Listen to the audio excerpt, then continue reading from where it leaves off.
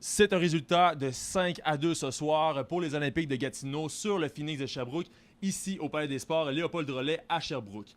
Et là, deux joueurs du côté de Gatineau qui ont vraiment brillé encore une fois ce soir, qui étaient très versatiles. Eh bien, ce sont Zach McEwen et Vitaly Abramov du côté de Gatineau. Qui ont joué très différemment de leur habitude, François. On se rappelle, Zach McEwen et Vitaly Abramov sont connus pour leur talent de buteur.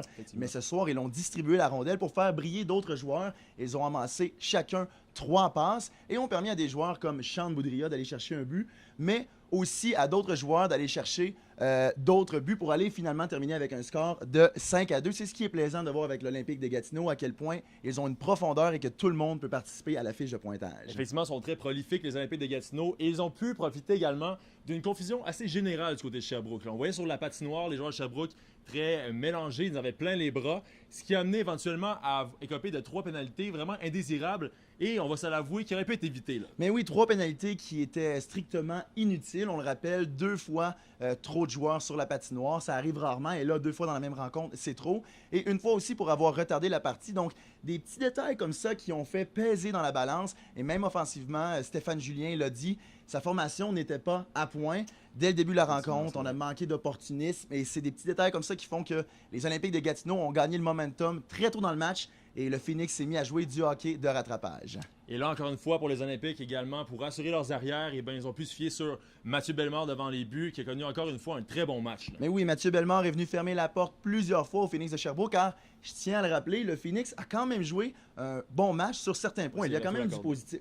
30 tirs ont été pris et 18 ont été dangereux en direction du gardien. Par contre, Bellemare est venu s'imposer plusieurs fois.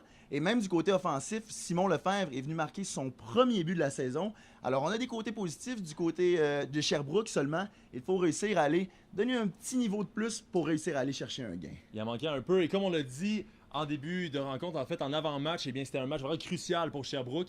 Et là, les cartes ont vraiment bougé dans la Ligue actuellement puisque les Voltigeurs de Drummondville ont perdu leur affrontement ce soir et se retrouvent en 16e position, donc juste devant le Phoenix de Sherbrooke. Ils deviennent leur compétiteur officiel pour accéder aux séries éliminatoires. Là. Puisqu'on le rappelle, les 16 premières équipes vont participer aux séries éliminatoires. Et là, présentement, Sherbrooke est en 17e position. Le Dracor de Bécomo, lui, a gagné ce soir aux dernières nouvelles. Il menait 5-1. Donc, force est de croire qu'ils ont gagné. Et ceux-ci se sont placés en 15e position. Alors oui, les Voltigeurs de Drummondville sont vraiment les rivales du Phoenix de Sherbrooke pour les matchs à venir. Il ne reste que 7 matchs au Phoenix et 2 de ces matchs seront face aux Voltigeurs. Donc, très important de capitaliser sur ces parties si on veut réussir à se classer parmi le hockey printanier. Et là, Yann, tu l'as dit, il y a 2 affrontements contre les Voltigeurs dans les 7 prochains matchs.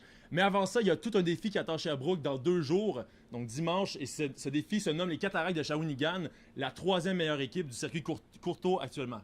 Mais oui, les Cataractes de Shawinigan qui ont une offensive à tout casser, permets-moi l'expression. On a Samuel Girard qui est le meilleur passeur de toute la Ligue avec 61 passes depuis le début de la saison. Et on a aussi un Denis Yann, qui a fait amasser 41 buts à travers toute la saison. Alors, une offensive agressive qui va vraiment venir attaquer directement Evan Fitzpatrick. On leur souhaite vraiment d'arriver avec les dents pour réussir à aller chercher un gain, car comme Stéphane Julien l'a dit, si on réussit à aller chercher 4 victoires d'ici la fin de la saison, on participe aux séries. Et là, on souhaite vraiment au Phoenix d'avoir de l'énergie malgré qu'ils vont manquer une foule électrisante comme ce soir. Mais oui, ce soir, c'était à couper le souffle, François. Toi qui es Sherbrookeois, tu dois être fier. Le Sherbrooke a vraiment battu fort ce soir.